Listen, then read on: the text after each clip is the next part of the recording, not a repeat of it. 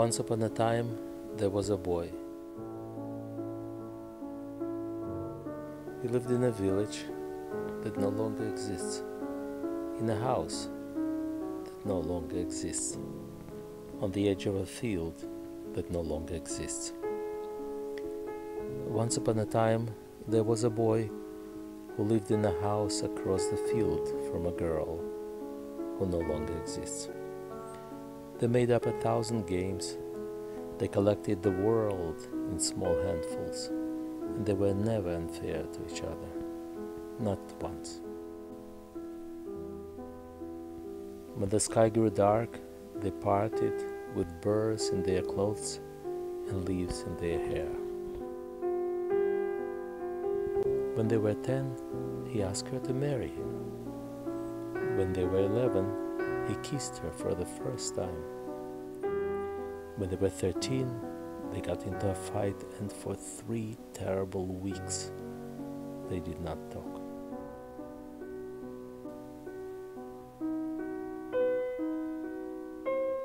When they were 15, she showed him the scar on her left breast. Their love was a secret they told no one.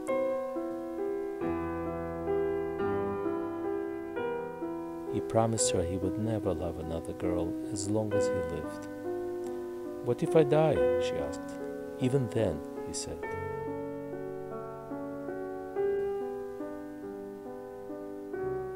For her 16th birthday, he gave her a Polish-English dictionary, and together they studied the words. "What is this?" he would ask, tracing his index finger around her ankle, and she would look it up.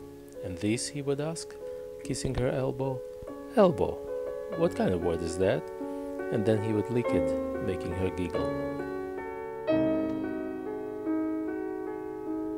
When they were 17, they made love for the first time on a bed of straw in a shed.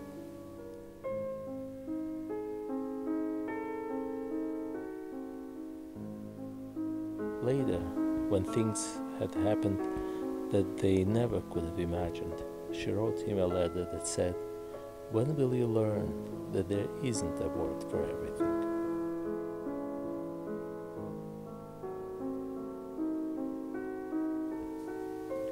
Once upon a time, there was a boy who loved a girl whose father was shrewd enough to scrounge together all the zlotys he had to send his daughter on a boat to America. At first she refused to go, but the boy also knew enough to insist, swearing on his life that he would earn some money and find a way to follow her. He got a job as a janitor at a hospital, and he saved as much as he could. But in the summer of 1941, the Einsatzkommandos drove their armies farther east. On a bright, hot day in July, they entered his village.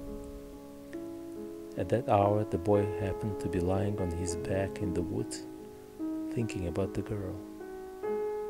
You could say it was his love for her that saved him. In the years that followed, the boy became a man who became invisible.